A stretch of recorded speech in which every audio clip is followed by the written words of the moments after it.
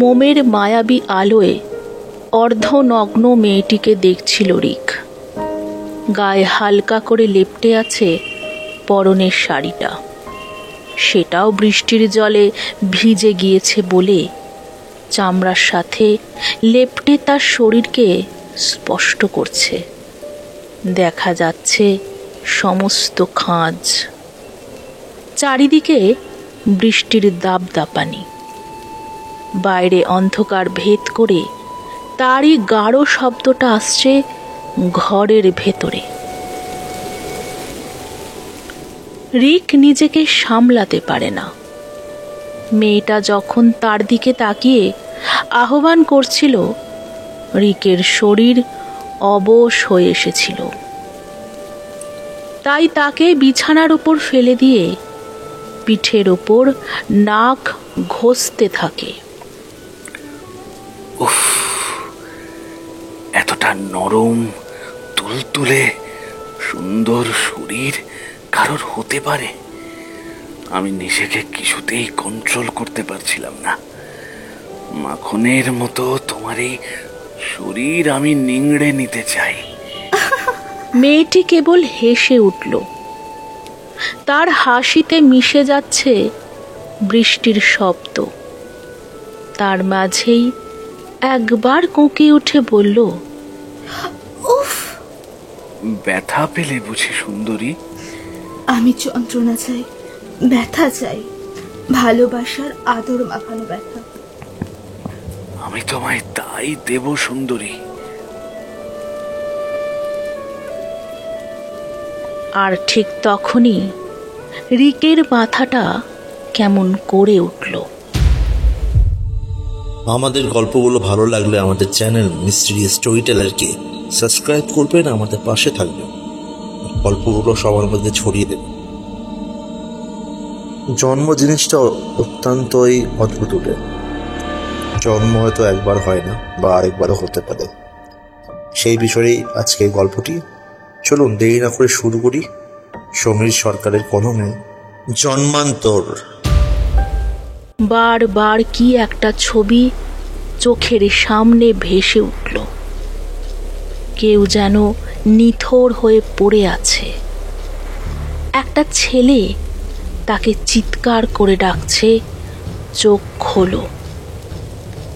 এখানে এসেই যেন এই সব হচ্ছে। আগে তো এমনটা হয়নি কখনো। কত মেয়ের সঙ্গ নিয়েছে রিক। তারপর একদিন অদ্ভুতভাবে এখানে আসা। দিনটা ওর খুব মনে পড়ে। রিক যখন স্টেশনে এসে দাঁড়ালো, তখন হাত ঘড়িতে বারবার সময় দেখছিল কাব্য। শিয়ালদা স্টেশনে প্রচণ্ড ভিড়। অবশ্য সব সময় এই দৃশ্যই থাকে, কোনো ফুরসত নেই কোথাও। রিক কাঁধে ব্যাগ নিয়ে ছুটে এসে ওর পাশে দাঁড়িয়ে হাঁপাতে লাগলো। বড্ড জ্যাম ছিল। ট্রেন ঢুকে গেছে প্ল্যাটফর্মে, চল, আর নাটক করতে হবে না, দেরি হয়ে যাচ্ছে। দুজনে ছুটে গিয়ে উত্তরবঙ্গমুখী ট্রেনের ভেতরে ঢুকে গেল। জানালার পাশেই সিট পড়েছে, আর নিশ্চিন্তে ঘুমানো যাবে, এই একটা শান্তি। অন্যদিকে মালদায় অপেক্ষা করছে অনিল। অনিল ওদের ক্লাসমেট। ও বেশ ভালো গান গায়। কলকাতায় পড়াশোনার সূত্রে মেসে ওদের 3 জনের একটা অগোছালো সংসার। এক্সাম শেষ হবার পর যে যার বাড়িতে গিয়েছে। মাঝে এই মার্চ মাসের ছোট্ট বিরতি নিয়ে কাব্যর দাদুর বাড়ি তুফানগঞ্জের দিকে রওনা হলো। উত্তরের বসন্তকাল দেখতে বুঝি আরো অন্যরকম লাগবে। কাব্য খুব বেশি যায়নি ওখানে। এতগুলো টিউশন ফেলে বছরের খুব কম সময় ওর ফাঁকা সময় থাকে। তার ওপর তো আছেই বাবা মায়ের বিদেশ ভ্রমণ। আলাদা করে তাই এখানে তেমন আসা হয়নি। দাদু দিদা মারা যাবার পর মামাও তেমন আসে না। মামা মামি আর ভাইয়ের সাথে আপাতত দেরাদুনে আছে। ওখানে ইঞ্জিনিয়ারিং করছে মামা। গ্রাম লাগোয়া ছোট্ট পাকা করা টিনের বাড়িটা আগলে আছে সতীশ কাকা, অর্থাৎ বাড়ির দেখভাল করার লোক। তাদের বংশ পরম্পরায় ওই বাড়িতেই কাজ করা হয়। বেশ বিশ্বস্ত লোক বলা চলে। সে আছে বলেই নিশ্চিন্তে যাওয়া যাচ্ছে। ওদের সবার বয়স প্রায় 22-23-এর কাছে। এদের মধ্যে সবচাইতে সুন্দর ছেলেটা রিক। তবে ওর কিছু বাজে গুণ আছে, মদ আর মেয়েবাজি। পড়াশোনার খরচ থেকে কত টাকা যে মেয়ের পেছনে শেষ করেছে তার ঠিক নেই। কখনো কোনো হোটেলে কোনো মেয়ের সাথে ঢুকেছে আর এক রাতের জন্য কত দিচ্ছে তার কোনো হিসেব দুই বন্ধু কখনো জানতে পারেনি। যাক, মালদায় অনিল উঠতেই ওদের মন আরো ভালো হয়ে উঠল। পুরো কামরা ওর গিটারের শব্দে মশগুল হলো।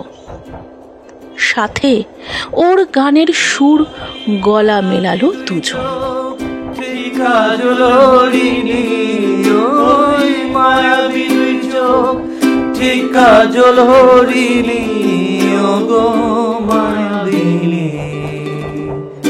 আজও সত্যি না বলতে পারিনি,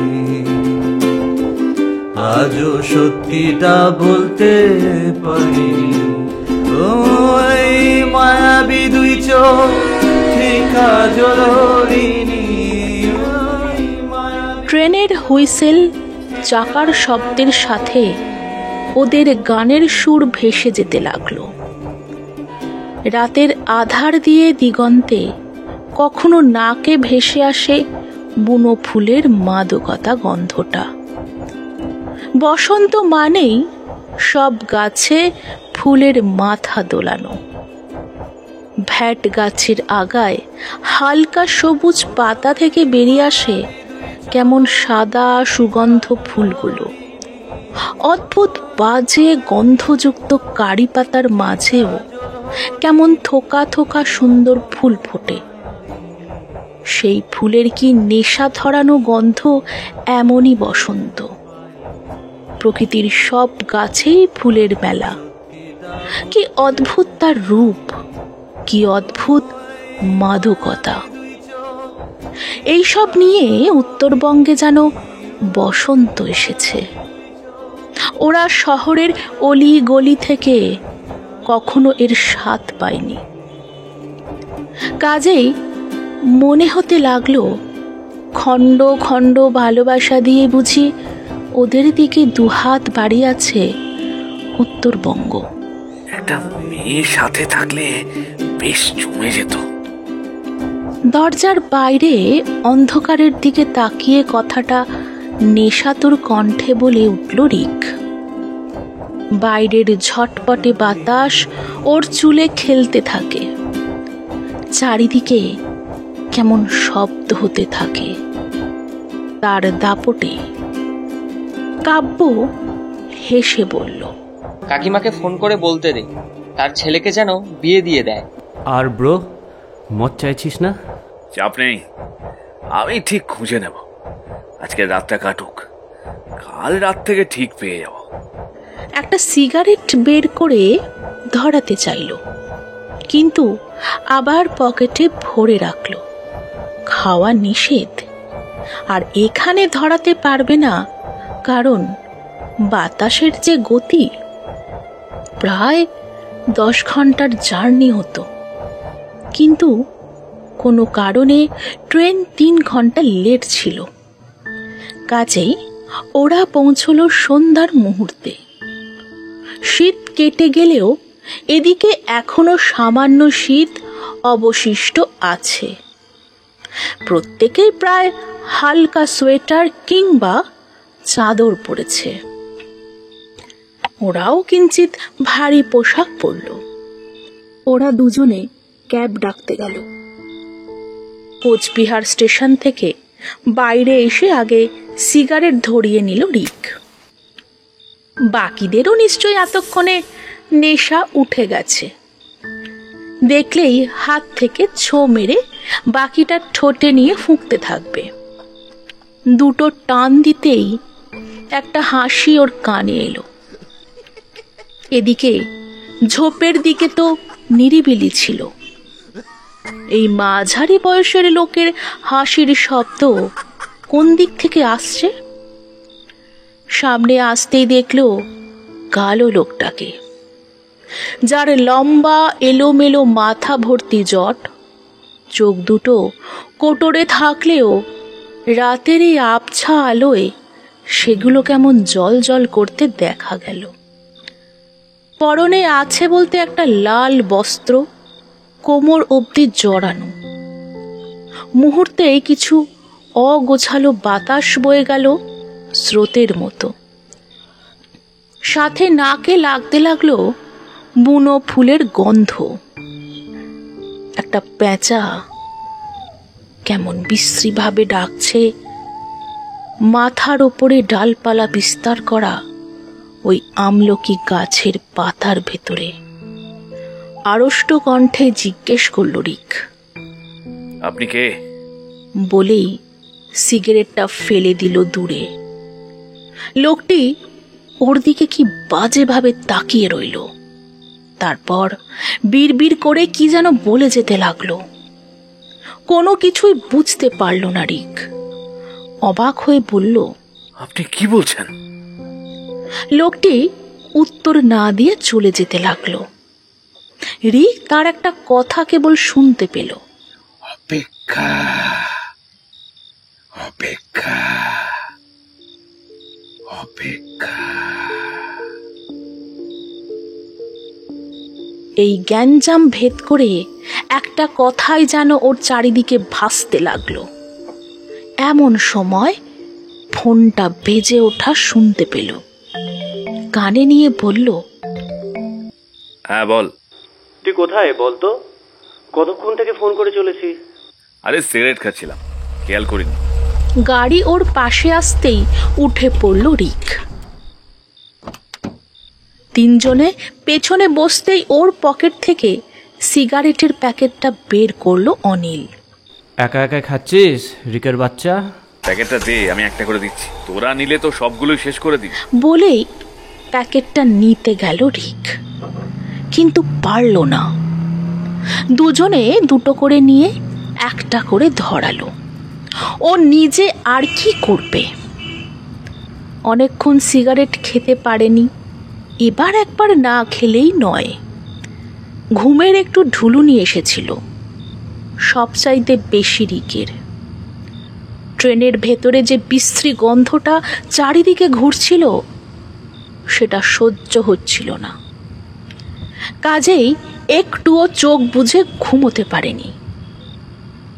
ওদের দুজনকে এক পাশে দিয়ে আরেক পাশে পুরো সিট জুড়ে শুয়ে পড়ল।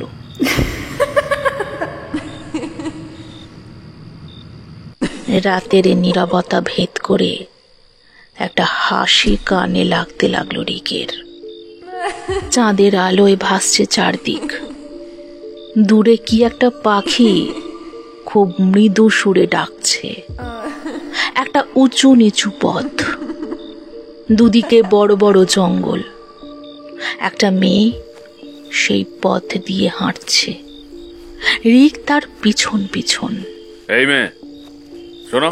মেয়েটা ছুটছে। পায়ে নুপুরের শব্দ সারা বনকে কাঁপিয়ে দিচ্ছে।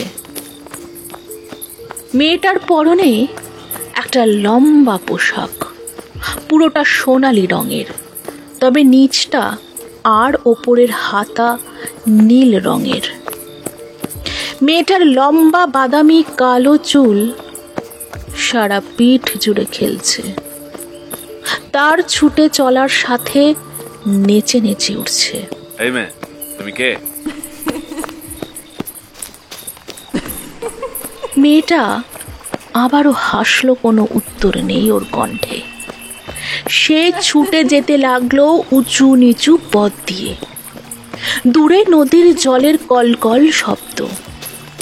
রিক ওকে অনুসরণ করতে করতে ঠিক কোথায় চলেছে ও জানে না, কেবল মোহিত হয়ে সেই মায়াবিনীর অনুসরণ করে যেতে লাগলো।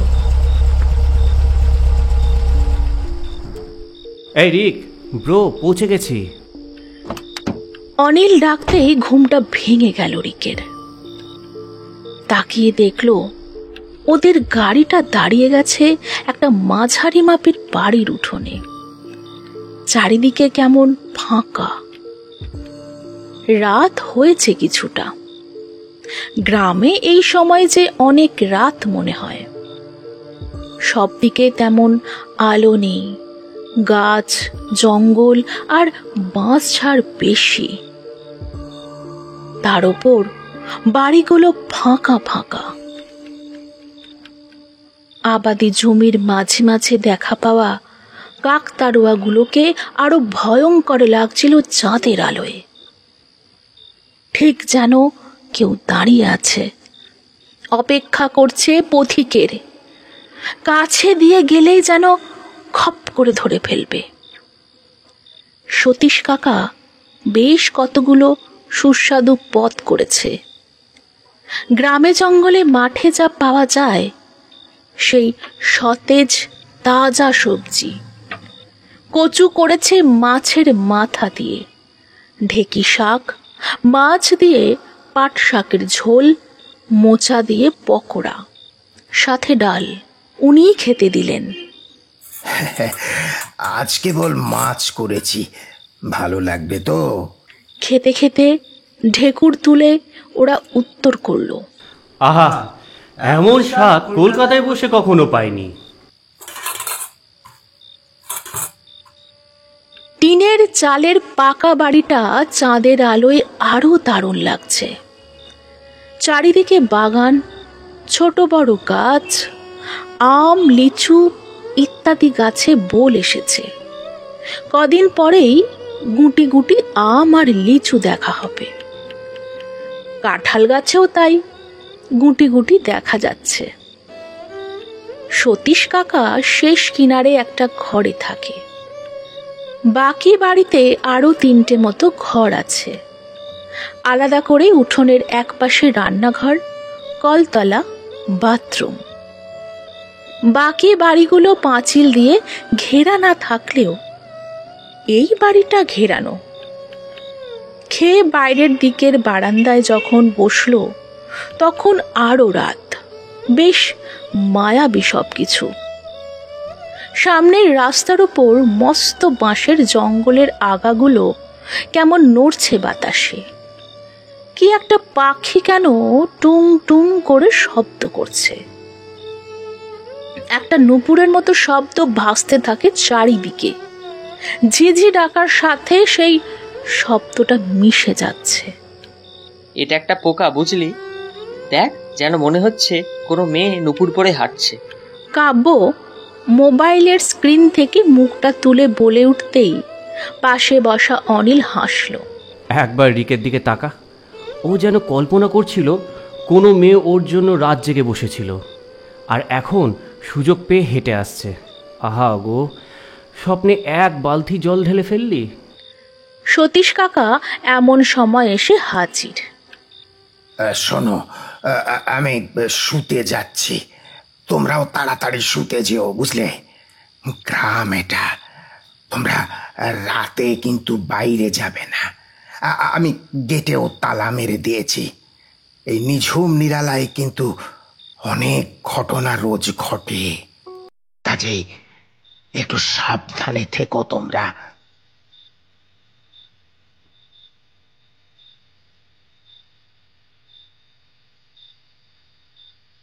উনি যেতেই সিগারেট আগে ধরিয়ে নিল রিক।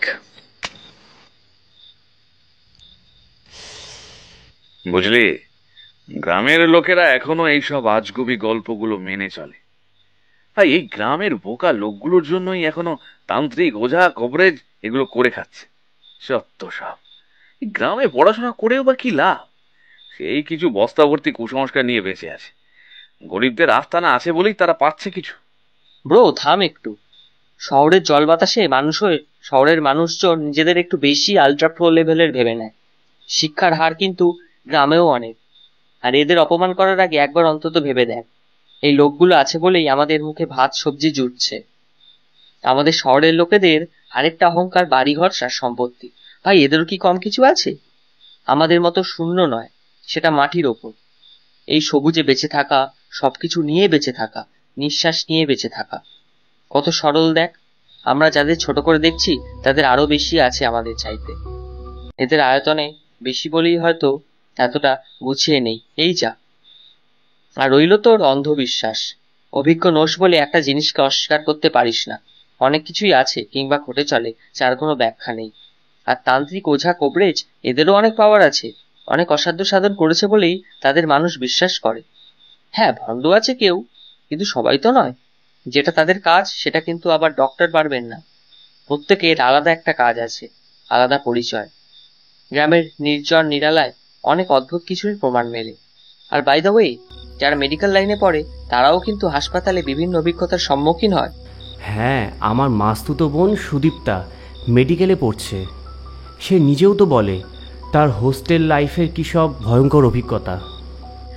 রিক কিন্তু এসব মানতে পারল না, শুধু পরিস্থিতি বদলানোর জন্য বলে উঠল, চ বরং শুয়ে পড়ি এবার, রাত অনেক হলো। হ্যাঁ ভাই, রাতও অনেক হলো। তিনজন একটা ঘরেই বড় বিছানায় পাশাপাশি শুয়ে পড়ল। আলো নিভিয়ে দিল। রাতকে জাগিয়ে তখন বাইরে আধারে রাত চড়া পাখি ডেকে চলেছে। ঘুমিয়ে যাবার আগে একটা মৃদু হাসি দিল রিক। আহ, কি শান্তি মাইরি, সব কিছু কি মায়াবী।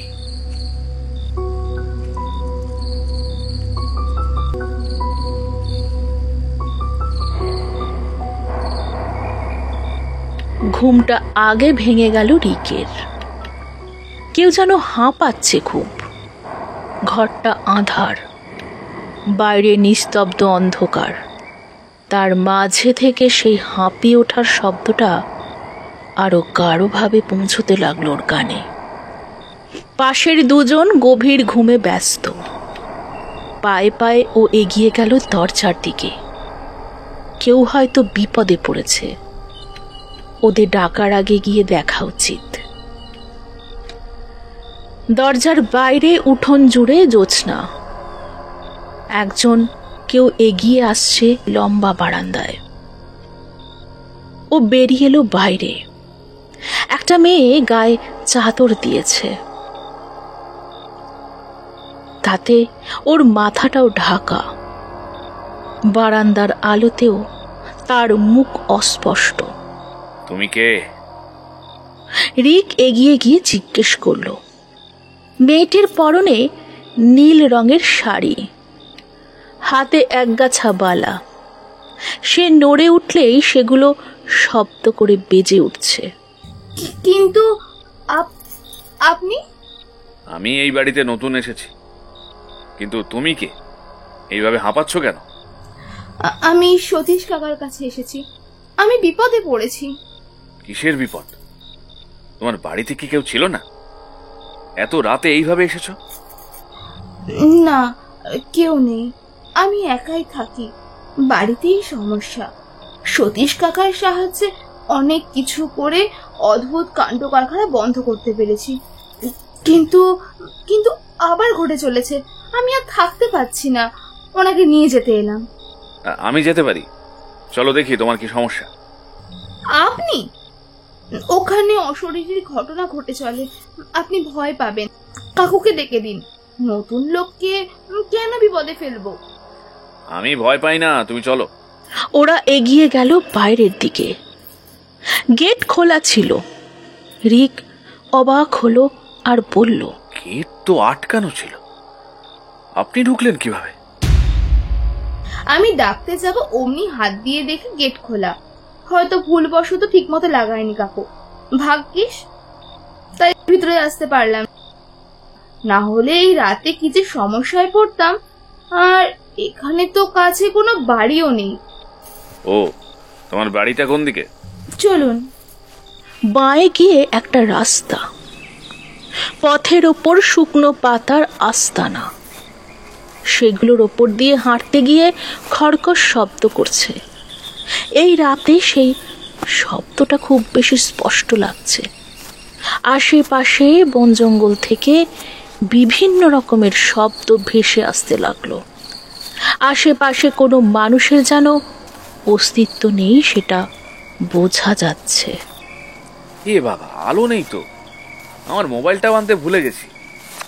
কিন্তু তুমি এই অন্ধকারে এলে কিভাবে? কোনো সমস্যা নেই, আপনি চলুন। আসলে হঠাৎ করে এসব হলো যে আমি জ্ঞান শূন্য হয়ে ছুটে এলাম। ওখানে অবধি পৌঁছাতে পারবো কিনা সেটাও বুঝতে পারছি না। আরো কিছুটা হাঁটতে হলো রিককে। সে হাঁটতে হাঁটতে তাকিয়ে দেখলো চারিদিক কেবল গাছ আর জঙ্গল। এমন একটা জঙ্গলে জায়গা দেখে রিক বলে ওঠে, এই মেয়েটা এই জায়গায় থাকে কিভাবে কে জানে। আচ্ছা, শাড়ি পরে আছে, তবে কি ও বিবাহিত? কিন্তু ওর স্বামী সে কোথায়? মেয়েটি যেন ওর মনের কথা বুঝতে পেরেছে, তাই এমন উত্তর করলো, আচ্ছা, আপনি কি আমায় বিবাহিত ভাবছেন? আমি কিন্তু বিবাহিত নই, আমি শাড়ি পরতে ভালোবাসি, তাই রোজ পরি সেটা। ওই তো আমাদের বাড়ি। মেয়েটা আঙ্গুল নির্দেশ করলো সামনের দিকে।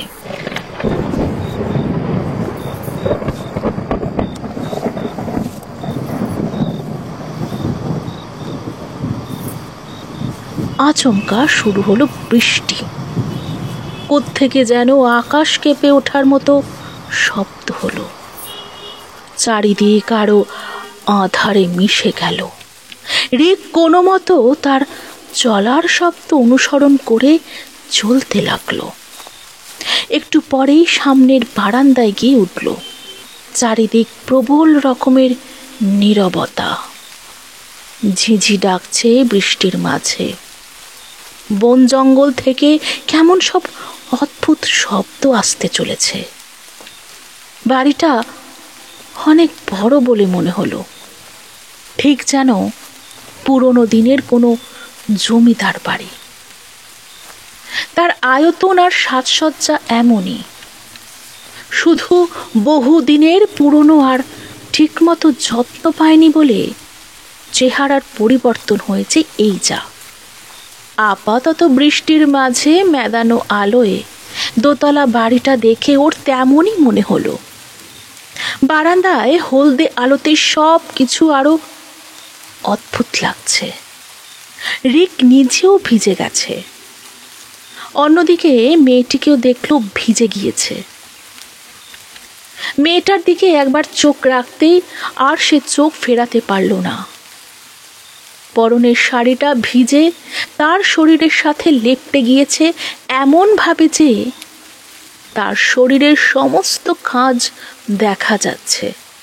ওর চোখ যেন নেশায় পড়ে গেল। আগেও বহুবার বহু মেয়ের শরীর দেখেছে, কিন্তু এমন যেন দেখেনি। খুব যত্নে সাজানো একটা শরীর যেন। আসুন, ভিতরে আসুন। আপনি যে একেবারে ভিজে গেছেন। ভেতরে এসে ঢুকলো রিক। মেয়েটি মৃদু হেসে বলল, আপনি একেবারে ভিজে গেছেন। আসুন আসুন, আপনাকে আমি কল ঘরে নিয়ে যাচ্ছি। আগে এগুলো মুছে নিন, ভালো করে মুছবেন। রিক মুছে নিয়ে আবারও ঘরের দিকে পা বাড়াতে যাবে, আর ঠিক এমন সময় কোথা থেকে যেন বিধ্বংসী ঝড়ের শুরু হলো। সব দিক থেকে কড়কড় মরমর শব্দ। বিদ্যুৎ চলে গেল। সারা বাড়ি জুড়ে আধার নেমে এলো। তাড়াতাড়ি করে আগের ঘরে ফিরে এসে দেখল একটা মোম জ্বলছে মাঝখানে, আর তারই একদিকে পোশাক ছাড়ছে মেয়েটা। আপাতত তার পরনে কেবল অন্তর্বাস। তাড়াতাড়ি সে হাত দিয়ে পাশে থেকে ফিনফিনে একটা শাড়ি নিয়ে পরতে শুরু করেছে। মুখটা অন্যদিকে ঘোরানো, শুধু ছেড়ে রাখা এক গোছা চুল দেখতে পেল রিক। নেশাতুর চোখে তাকিয়ে রইল মেয়েটার ফর্সা ধপধপে কোমরের দিকে, যেন কয়েক ফোঁটা জল লেগে আছে তখনও। তার খোলা পিঠ, কাঁধ আরো বেশি গাঢ় নেশায় যেন তাকে ফেলে দিচ্ছে। অভিভূত হয়ে রিক পায়ে পায়ে এগিয়ে গেল সেদিকে। আলতো করে স্পর্শ করল সেই পিঠে। নিজের সারা শরীরে যেন বিদ্যুৎ খেলে গেল। মেয়েটাও তাই কেঁপে উঠল, আর তারপর ওর দিকে ঘুরে তাকালো। মোমের হলদে আলোয় তার অতীব সুন্দর মুখটা দেখল রিক। কি মায়াবী, কি অপূর্ব! পান পাতার মতো মুখের ওপর গোল গোল দুটো গভীর কালো চোখ, টিকালো নাক, গোলাপি দুটো ঠোঁট, কিছু অবাধ্য চুল লেপ্টে আছে ছোট্ট কপাল জুড়ে আলপনা হয়ে। ওকে হ্যাঁচকা টান দিয়ে নিজের দিকে টানল রিক। শুধু আলতো কণ্ঠে মেয়েটা উহ করে উঠল। ওদের মাঝখানে এবার দূরত্ব খুব কম।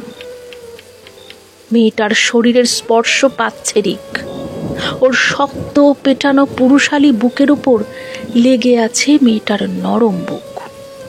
আলতো করে আঙ্গুলের স্পর্শে মেয়েটার কপালের থেকে চুলগুলো সরিয়ে দিতে লাগলো। তুমি তুমি এত অপূর্ব মায়াবী কেন? মেয়েটা চুপ করে রইল, ওর মুখের দিকে ফ্যাল ফ্যাল করে তাকিয়ে রইল। আঙ্গুল আস্তে আস্তে মেয়েটার নাক থেকে মেলে থাকা ঠোঁটে নিয়ে এলো রিক। তারপর আস্তে আস্তে নামিয়ে নিয়ে এলো বুকের ওপর। মেয়েটা আর নিজেকে ধরে রাখতে না পেরে ওর কাঁধে মুখ রাখল। বাইরে ঝমঝম করে বৃষ্টি শুরু হলো।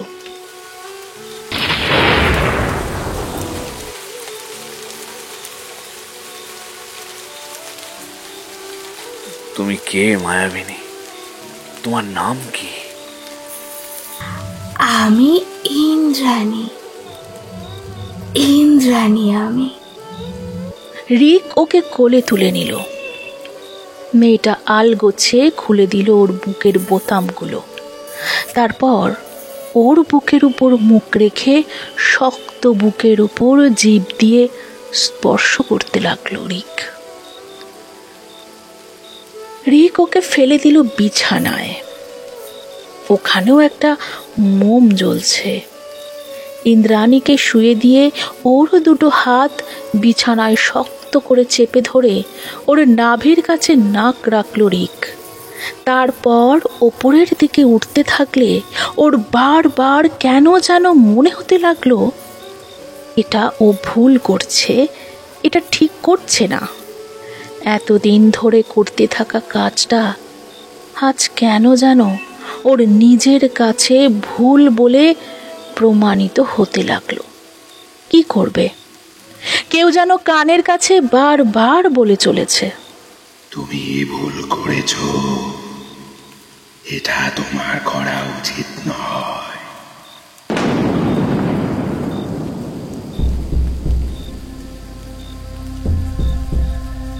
নিজেকে আলগা করে নিল রিক। তখন ওর খোলা বুক, জামাটা দুদিকে খুলে গিয়ে বাতাসে ভাসছে। মেয়েটা উঠে এসে ওর পেটের ওপর হাত রাখল। নিজেকে যেন প্রাণপণে সংবরণ করল রিক। কেন যেন অদ্ভুত একটা অনুভূতি হচ্ছে। সরে এসে বলল, আমায় ফিরে যেতে হবে, ওরা আমায় খুঁজতে পারে। তোমার কোনো ভয় নেই ইন্দ্রাণী, কোনো বিপদ হবে না। মেয়েটা লেপ্টে গেল ওর বুকে। না, যেও না, যেও না আদিত্য, তুমি ইন্দ্রাণীকে ফেলে যেতে পারো না আদিত্য। আদিত্য?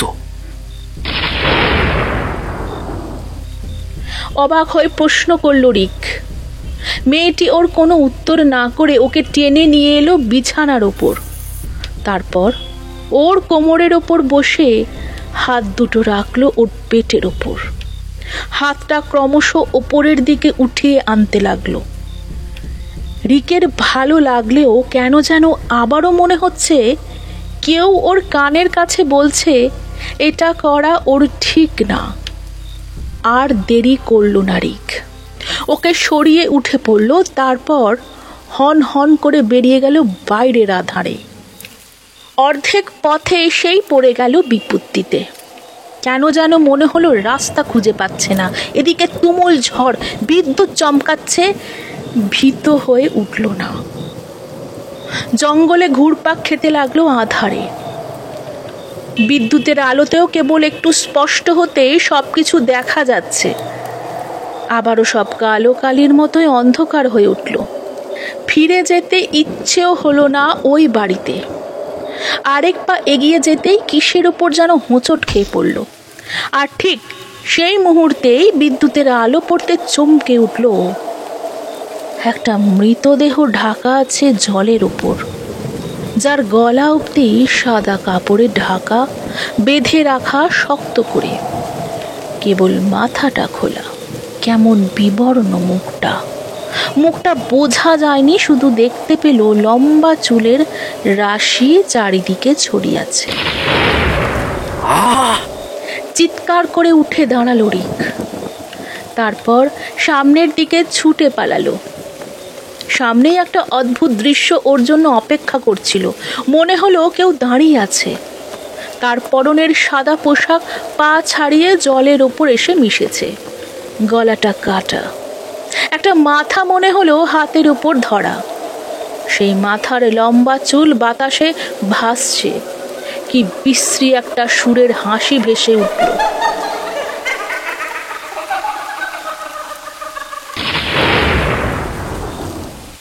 রিক যেন এগিয়ে যাওয়ার মতো শক্তি পেল না। আজ প্রথমবার বিশ্বাসের সাথে ভগবানের নাম স্মরণ করল, জয় বজরং বলি, বজরং বলি। এবার যেন শক্তি ফিরে পেল। আর একটা মুহূর্ত দেরি না করে সামনের দিকে ছুটে গেল। রাস্তার কোথাও না কোথাও তো শেষ পাবে। আরো কিছুটা এগিয়ে মনে হলো আধারে কেউ যেন দাঁড়িয়ে আছে একটা লণ্ঠন নিয়ে। ঝড় তখন থেমে গিয়েছে। বিবর্ণ আলো নিয়ে চাঁদ দাঁড়িয়ে আছে। মেঘলা আকাশ। কোনো একটা গাছে পেঁচা ডাকছে বিশ্রী সুরে। কেউ লণ্ঠন হাতে ঝুলিয়ে অন্যদিকে তাকিয়ে আছে। কোনো মানুষ কি? মনে হলো কোনো পুরুষ মানুষ। সাহায্যের জন্য কি এগিয়ে যাবে রিক? আর কোনো উপায় নেই। ভেসে যাওয়া মানুষ তো খড়কুটো পেলে তাকে আঁকড়ে বাঁচতে চায়। এই যে শুনছেন, এই যে আপনি। কথাটা শেষ হতে না হতেই ওর কাঁধে একটা হাত পড়ল। ভয়ের মূর্তির মতো হয়ে গেল রিক। কাব্য ওর কাঁধ থেকে হাতটা সরিয়ে জিজ্ঞেস করলো, তুই এখানে আর এইভাবে কেন? এই রিক। এবার লণ্ঠন নিয়ে এদিকে ঘুরল অনিল। আমরা তো তোকে খুঁজে বেড়াচ্ছি, আর তুই কোথায় ছিলিস? উফ, চিন্তায় ফেলে দিয়েছিস। রিক মাথার দুদিকে হাত রেখে চোখ বুঝল। তারপর শান্ত হবার চেষ্টা করলো। তারপর বলল, দাঁড়া, চল ঘরে ফিরে যাই আগে। রিক বাড়ি অবধি এসে একটু হালকা হলো। তবুও আজ ওর শক্ত মনটা কেমন যেন ভীত হয়ে উঠেছে। কিছুতেই সেই এক একটা দৃশ্য ভুলতে পারছে না। ওর কখনো মনে হচ্ছে এইসব কল্পনা, আবার কখনো মনে হচ্ছে সত্যি। তবে কল্পনা মেনে নিতেই বেশি কষ্ট হচ্ছে। এতটা কি কল্পনা হতে পারে? কিন্তু ইন্দ্রাণী কে? একবার কি জিজ্ঞেস করবে সতীশ কাকুকে? আবারও ভাবলো যদি তাহলে সবটাই বলে দিতে হয়। রাতে যেসব ঘটেছে সবটা কি বলতে পারবে সতীশ কাকাকে? বরং চুপচাপ থাকুক, আর কখনো ওইদিকে যাবে না। ইন্দ্রাণী আরো আসবে এই বাড়িতে, তখনও ওর সামনে যাবে না। ওই একটা মেয়ে ওই পুরনো বাড়িতে থাকে, আর হয়তো এইসব কাজ করে থাকে, যেটা ওর সাথেও করতে এগিয়ে এসেছিল। না হলে একটা মেয়ে কি করে ওই ঘরে পোশাক বদলাচ্ছিল? যেহেতু সে জানে ওইখানেই আসবে রিক, কখনো ওর মাথায় এটাও খেলছে না নিজের কেন এমন লাগছিল।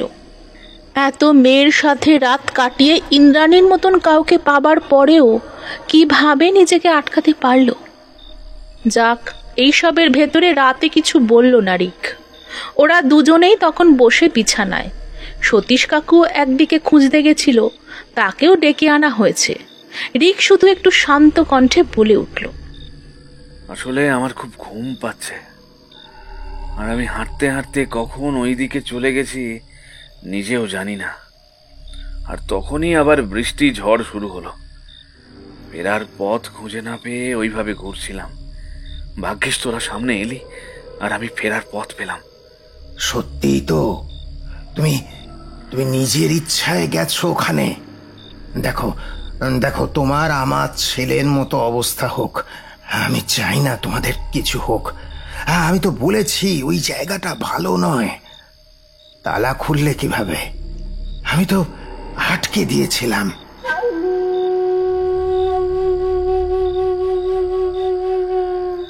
আমি তো হাঁটছিলাম বাগানে, আচমকা দেখি তালা খোলা। হয়তো তালাটা ঠিকঠাক লাগানো হয়নি। ব্যাস, আমার আবার ঘুম পাচ্ছে। কাকা, এবার ঘুমাবো। পাশের ঘরে শুতে চলে গেল রিক। ওদের মাঝে শুতে কেমন লাগছে। ওরা হয়তো বারবার প্রশ্ন করে বিভ্রান্তিতে ফেলবে, বরং সুযোগ দেবে না প্রশ্ন করার।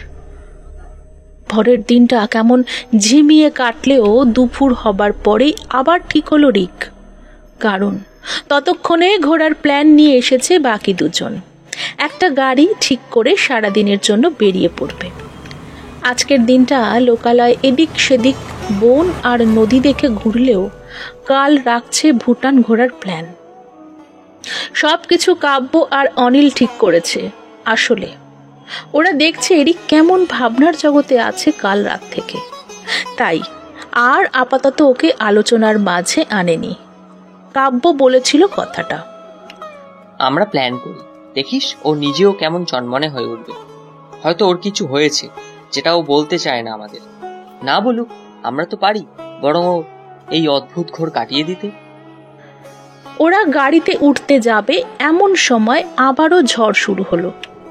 সব দিক কাঁপিয়ে আচমকা ধুলো বালি আর শুকনো পাতা ভাসিয়ে ছুটে এলো গর্জন সহকারে এক বিকট ঝড়। আকাশ ঢেকে গেল কালো আধারে। ড্রাইভার অবধি ভেতরে এসে বসলো। চা করে এনে সতীশ কাকা বলল, তোমরা বরং একটু চা খাও, দেখো ঝড় কমে কিনা। না হলে আজ বরং বাদ দাও বেরোনো। শশী, তোমার বাড়ির সব ভালো তো?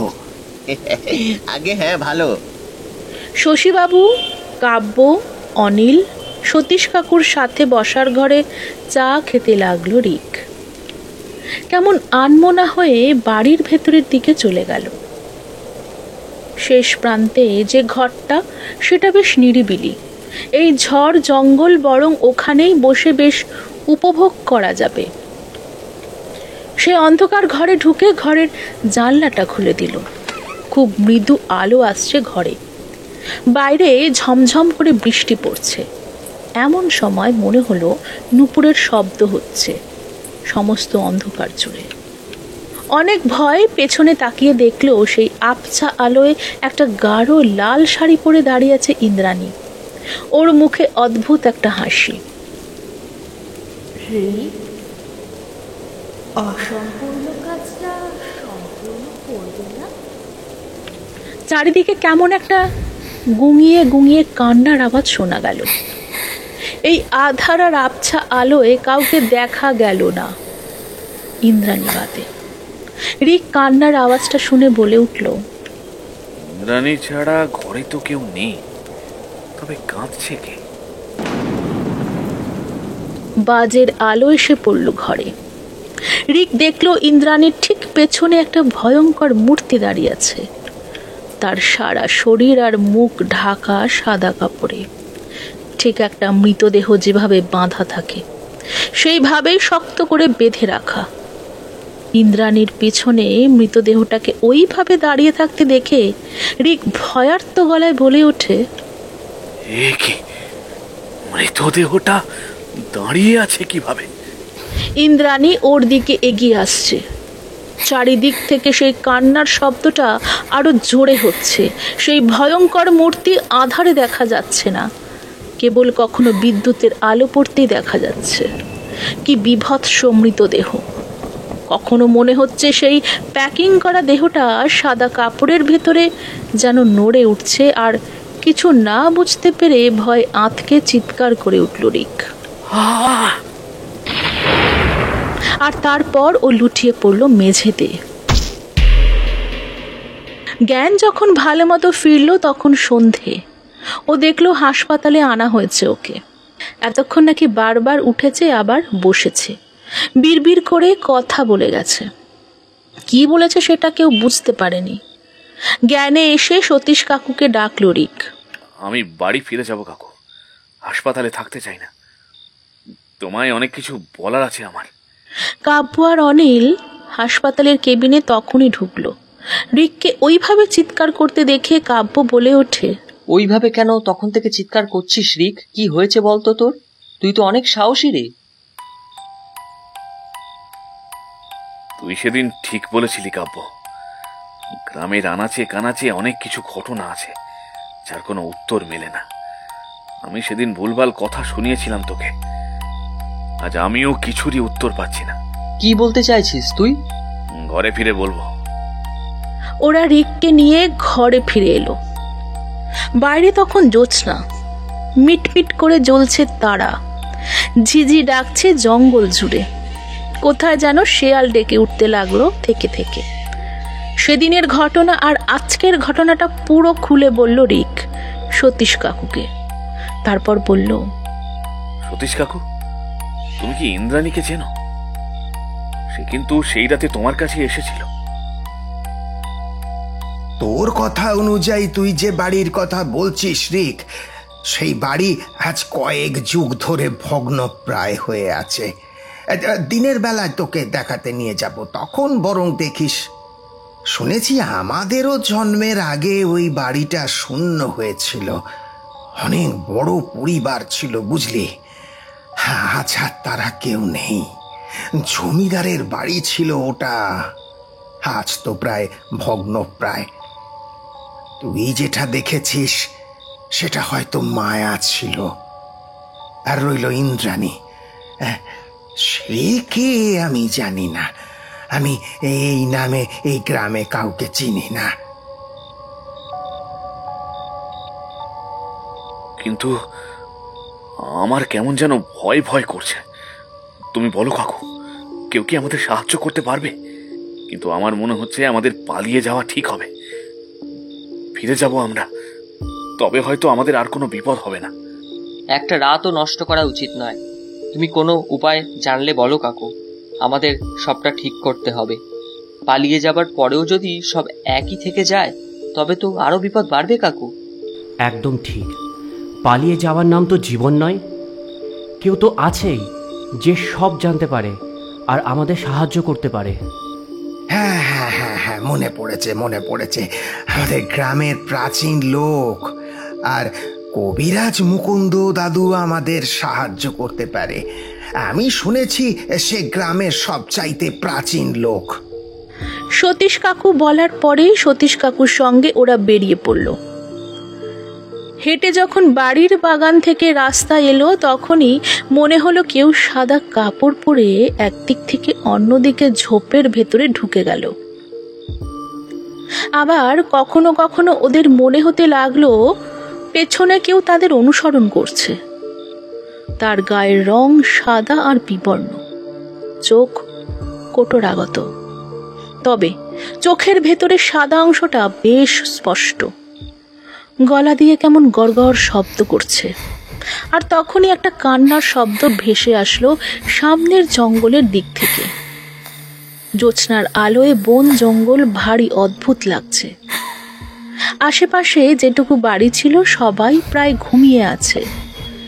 কান্নার শব্দ কোন দিক থেকে আসছে বুঝতে পারছে না।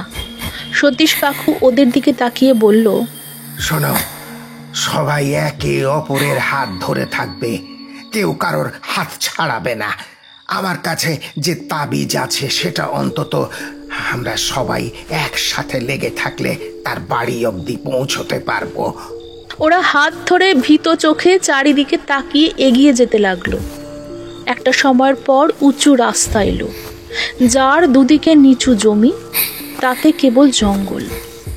সেই জঙ্গল থেকে মাঝে মধ্যে ভেসে আসছে বিকট কান্নার সুর। কখনো নড়ে উঠছে গাছ গাছালি, কখনো বা ওদের থেকে কিঞ্চিত দূরত্বে কাউকে দাঁড়িয়ে থাকতে দেখছে, একেবারে মূর্তির মতো দাঁড়িয়ে বিকট শব্দ করছে।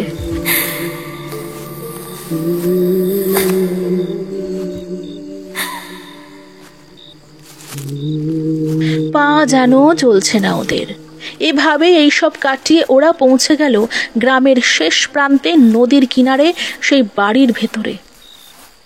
সতীশ কাকুর হাতে তাবিজ ছিল বলেই হয়তো কেউ আর পথে বিপদে পড়েনি।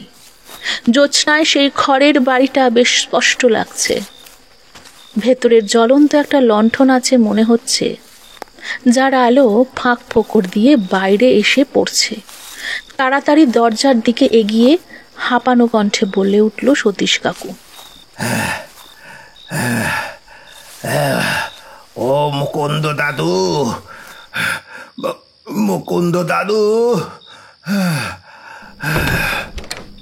উনি সবাইকে দেখেই ভেতরে নিয়ে এলেন আর দরজাটা আটকে দিয়ে বললেন, আমি অপেক্ষা করছিলাম তোদের, সংকেত পাচ্ছিলাম কেউ আসবে বলে, কিন্তু কে আসবে বুঝতে পারিনি সেটা।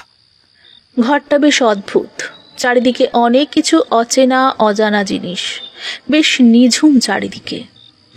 উনি সবাইকে বসতে দেবার পর সতীশ কাকু বলে উঠল, আচ্ছা আচ্ছা দাদু, তুমি ইন্দ্রাণী নামের কাউকে কি জানো?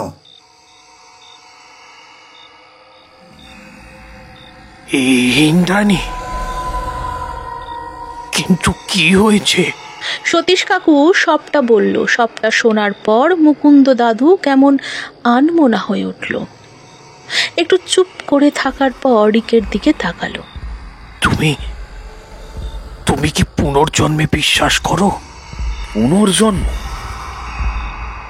যেই বাড়িটিতে রিকে ছিল সেটাই অনেক বছর আগে এই গ্রামের জমিদার বাড়ি ছিল।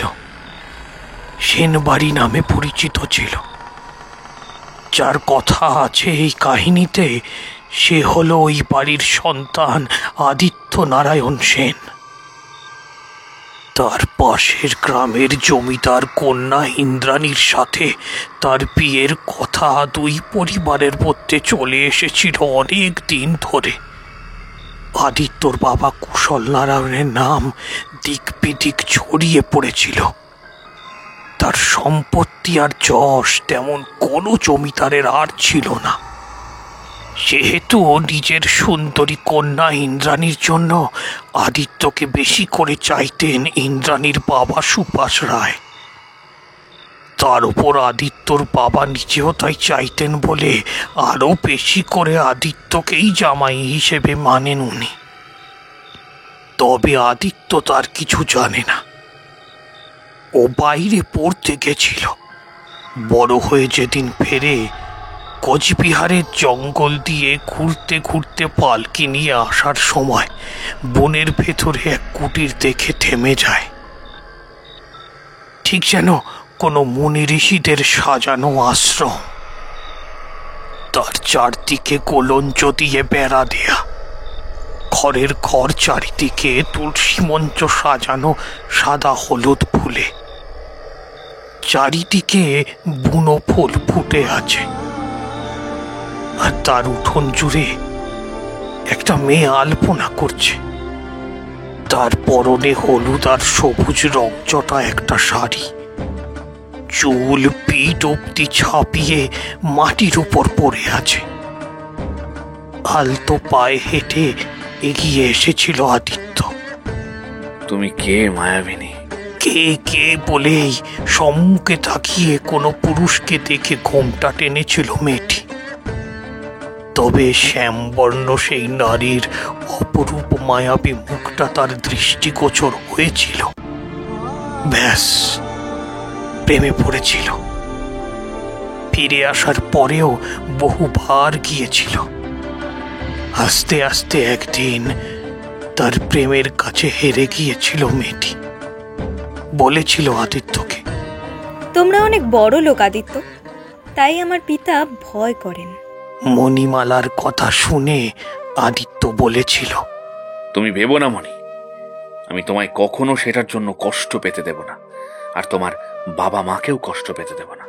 এদিকে বাড়িতে একদিন ওকে জানানো হলো ইন্দ্রাণীর সাথে তার বিয়ের দিন ঠিক করা হয়েছে। তখনই সবাইকে নিজের ভালোবাসার কথা বলে আদিত্য। কিছুতেই তার বাড়ির লোক রাজি হয় না। অবশেষে ওর কষ্ট দেখে রাজি হলো। ইন্দ্রাণী সেদিন অনেক ভোরে নিজের বাবা মাকে নিয়ে ওর বাড়ি এসেছিল। বিস্তৃত মাঠের ফুল বাগানের মাঝে দাঁড়িয়ে বলেছিল, আমি চাই তোমরা ভালো থাকো আদিত্য। বাবা মাও আমার জন্য পাত্র দেখছেন। আমাদের ছোটবেলার বন্ধুত্ব এমনই শুধু যেন অটুট থাকে।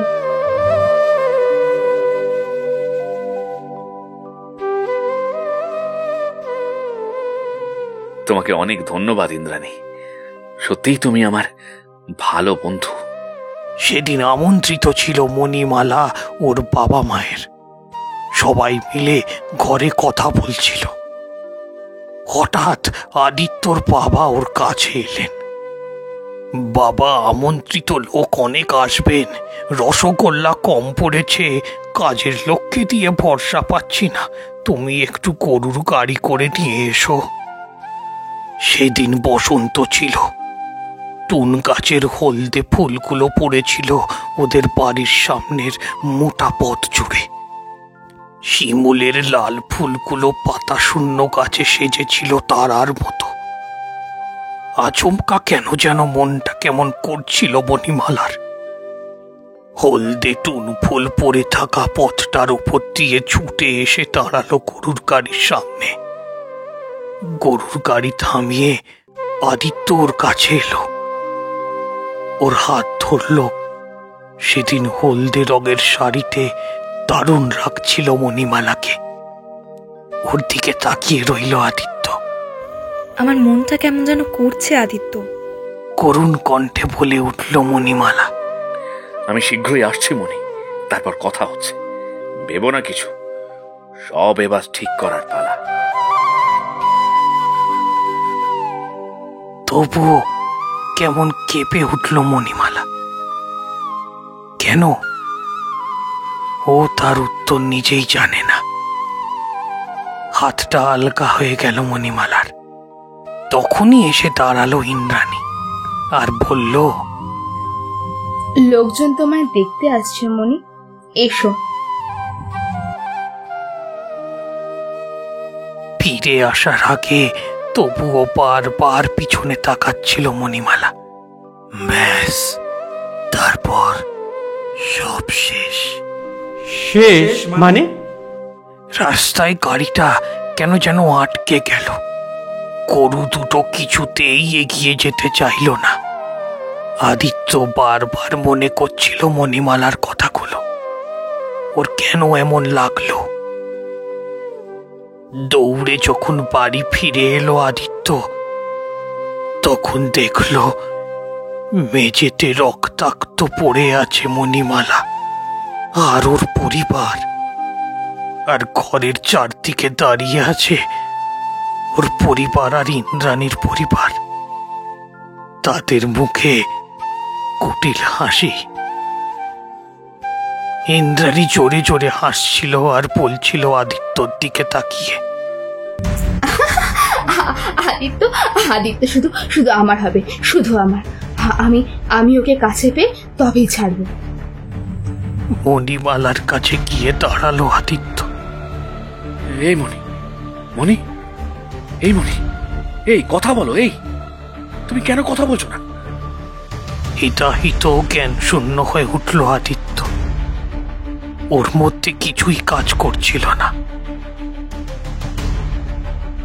আদিত্যর বাবা ইন্দ্রাণীর বাবার কাছে এসে বলল, শুনছেন, শুভ সময় তো পেরিয়ে যাচ্ছে। চলুন না, ইন্দ্রাণীর সাথে আশীর্বাদের অনুষ্ঠানটা সম্পন্ন করা যাক। কিচ্ছু শোনেনি আদিত্য। কেউ কিছু বোঝার আগেই কেরোসিন ঢেলে আগুন জ্বালিয়ে দিয়েছিল।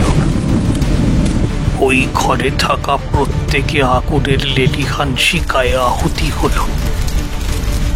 চারিদিকে চিৎকার চিৎকার, সেই আগুনে ঝাঁপিয়ে পড়ল। সমবেত চিৎকার কাঁপিয়ে দিয়েছিল সারা গ্রাম। সেই চিৎকার ধ্বনিত হয়ে উঠল আকাশে বাতাসে। শেষবারের মতো চিৎকার করে উঠল ইন্দ্রাণী। আমি তোমাকে পাবোই আদিত্য, আমি তোমার জন্য অপেক্ষা করব। আমি তোমার জন্য অপেক্ষা করব।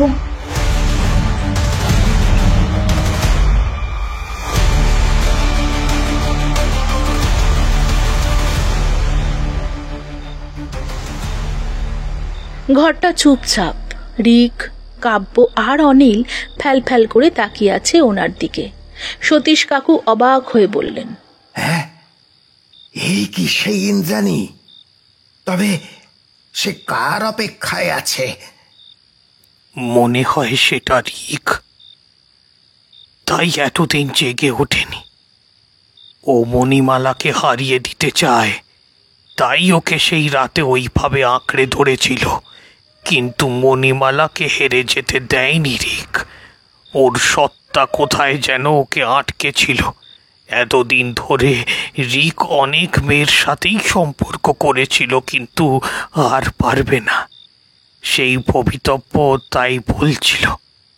কারণ ঈশ্বর এমন প্রেমিক প্রেমিকাকে ঠিক আবারও মিলন হওয়ার জন্য ইতিহাস রচনা করেন। আর আমার মণিমালা, সে যেদিন ইন্দ্রাণীকে শেষ করতে পারবে রিক, সেদিনই হবে তাদের দেখা করার মোক্ষম দিন। আচ্ছা, এই সব আপনি জানলেন কি করে দাদু? আমার বাবার খুব কাছের আর প্রিয় ছিল মণিমালা। বাবা তার হেন মৃত্যুর পর কঠিন সাধনা করে সবটা জেনেছেন। বাবা ছিলেন মা কালীর একনিষ্ঠ সাধক। বাবা তার পুঁথিতে এই সবই লিখে গেছেন। এখন উপায়? রাত বাড়ছে। যজ্ঞের সমস্ত আয়োজন করেছেন মুকুন্দ দাদু। তার পেছনে বসে আছে সতীশ কাকু, রিক, কাব্য আর অনিল। সবার চোখ সতর্ক। ঘরের মৃদু লণ্ঠন আর প্রদীপের আলোয় সবকিছু কেমন অদ্ভুত লাগছে, যেন অচেনা একটা জগৎ। চারদিক থেকে কান্নার শব্দ আসছে, ফিসফিস করে গল্প করার আওয়াজ আসছে, কখনো বা বুকের রক্ত শীতল করার মতো বিদঘুটে হাসির আওয়াজ আসছে। আর মুকুন্দ দাদু এক মনে যজ্ঞ করতে ব্যস্ত। রাতের নীরবতা ভেদ করে কখনো আচমকা বেড়াল ডেকে উঠছে। এমন সময় একটা গর্জন শোনা গেল।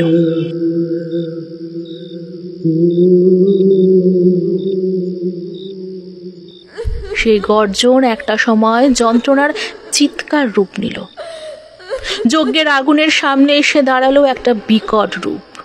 তার পরনে লাল বেনারসি, হাতে চুড়ি, পরনে ভারী গয়না। তবে মুখ আর শরীর বিশ্রী রকমের পুড়ে যাওয়া চামড়ার মাঝে কেন দুটো হিংস্র চোখ জ্বলছে।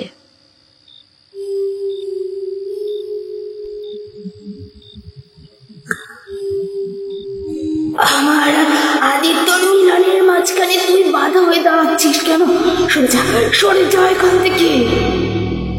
পাপী, মণিমালাকে শেষ করার পাপ তোকে আমার কাছে নিয়ে এসেছে। ইন্দ্রাণী, তোর কি মনে হয় মণিমালা গরিব বলে ও আদিত্যর হতে পারে না? এ জন্মে ঠিক হবে ঈশ্বর ওদের জন্মান্তর এই কারণেই দিয়েছে। না, ঈশ্বরী, তুমি আমার আদিত্য। আমি দেখো, তোমার জন্য এতদিন ধরে অপেক্ষা করছি। তুমি আমার কাছে আসবে না, পাপী, অহংকারী। আরও কিছু করতে যাচ্ছিল ইন্দ্রাণী, ঠিক তখনই মন্ত্রপুত ভস্য ইন্দ্রাণীর দিকে ছুঁড়ে দিয়ে মুকুন্দ দাদু বলে উঠল, বাবা, তোমার দেয়া এই ভস্য দিয়ে আমি ওকে আক্রমণ করলাম। তুমি দেখো যেন ও শেষ হয়।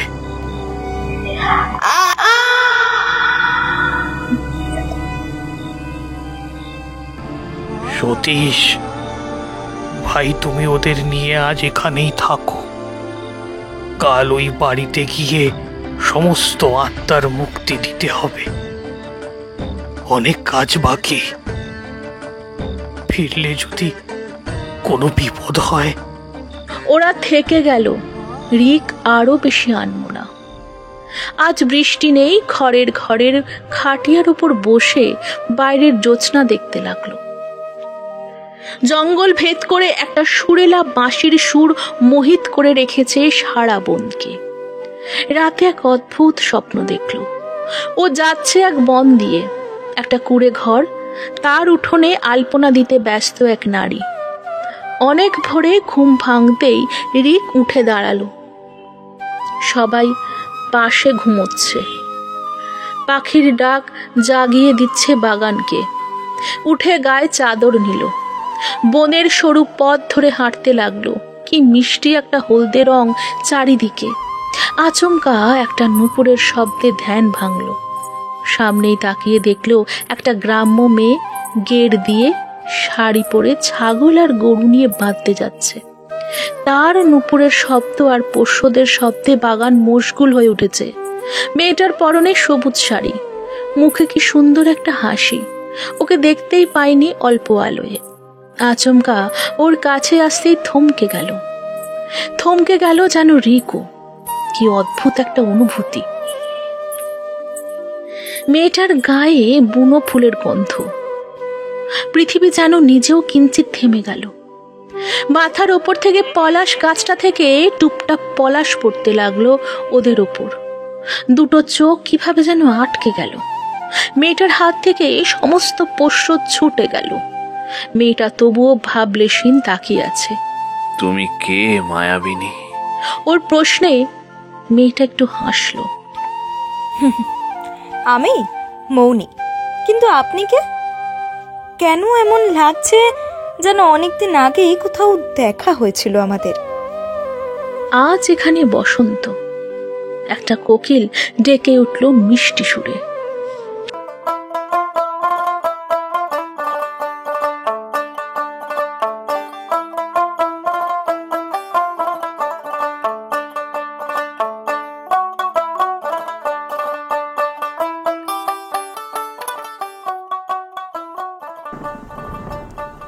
হ্যাঁ, গল্পটা হয়তো এখানেই শেষ, বা হয়তো এখানেই শেষ নয়।